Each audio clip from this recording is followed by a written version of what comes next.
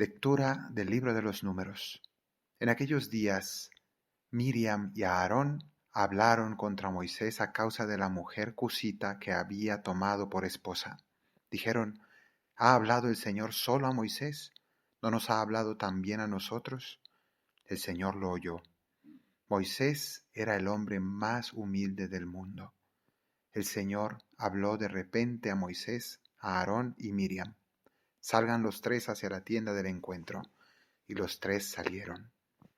El Señor bajó en la columna de nube y se colocó a la entrada de la tienda y llamó a Aarón y a Miriam.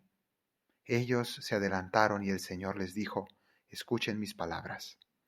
Cuando hay entre ustedes un profeta del Señor, me doy a conocer a él en visión y le hablo en sueños.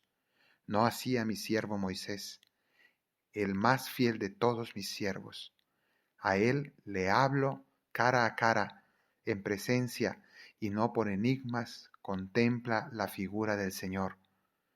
¿Cómo se han atrevido a hablar contra mi siervo Moisés?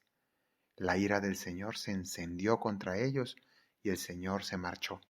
Al apartarse la nube de la tienda, Miriam tenía toda la piel descolorida como nieve. Aarón se volvió y la vio con toda la piel descolorida. Entonces Aarón dijo a Moisés: Perdón, Señor, no nos exijas cuenta del pecado que hemos cometido insensatamente. No dejes a Miriam como un aborto que sale del vientre con la mitad de la carne comida. Moisés suplicó al Señor: Por favor, cúrala. Palabra de Dios. La lectura de hoy nos habla acerca de la rebelión y de la contestación contra la autoridad.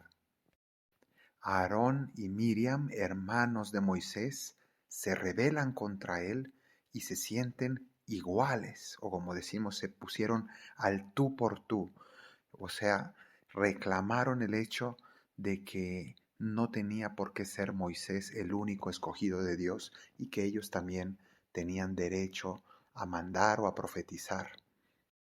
Y vemos la reacción durísima de Dios contra quienes osan contestar o cuestionar la legítima autoridad. Y esta es una lección que nos da la Sagrada Escritura ante las legítimas autoridades, sean de la Iglesia o sean también a nivel civil o de otros ámbitos. En nuestra época es muy común que todas las autoridades se contestan, se cuestionan y muchas veces se rechaza incluso la mismísima palabra autoridad. Dentro de la Iglesia vemos cómo se cuestiona fácilmente las decisiones del Papa o de los obispos o de los sacerdotes.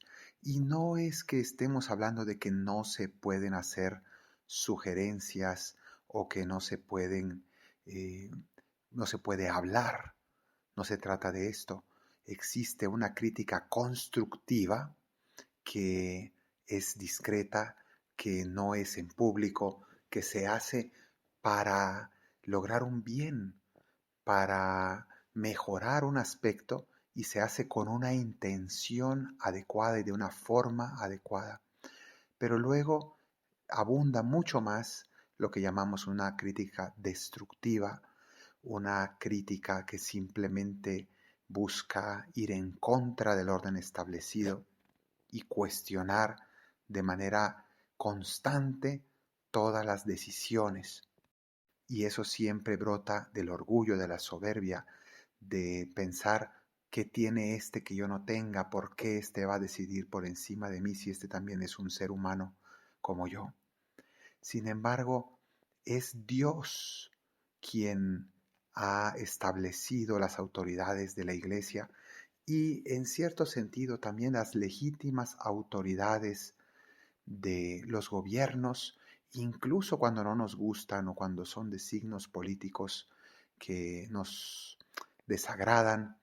También esas personas, mientras estén trabajando de alguna manera por el bien del pueblo, no tenemos derecho de convertirnos en un obstáculo constante o en unos contestatarios.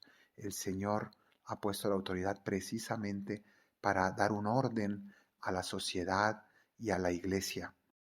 Evidentemente pueden existir abusos ante los cuales hay que levantar la voz, pero eso solo se da cuando claramente nos consta que todo el uso del poder y de la autoridad gira en torno al egoísmo y que esas personas tienen un corazón malvado, y sabemos que hay regímenes en los cuales todo constituye un abuso y está todo lleno de corrupción.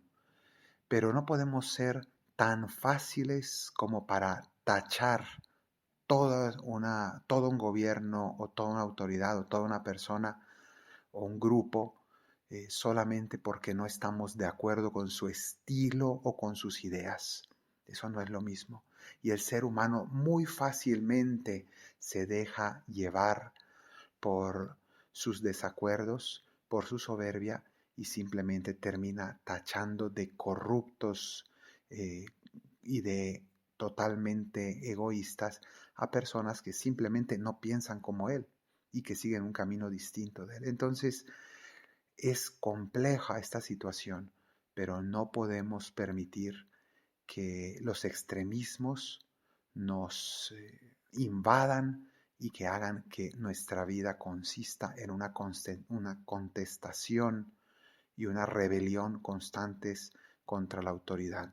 Pidámosle al Señor que nos dé sabiduría para saber colaborar e incluso obedecer a las legítimas autoridades constituidas, y que nuestras críticas sepamos hacerlas de manera adecuada, y que solamente aquellas cosas que son inicuas realmente sepamos contestarlas con firmeza en nombre de la justicia del Evangelio.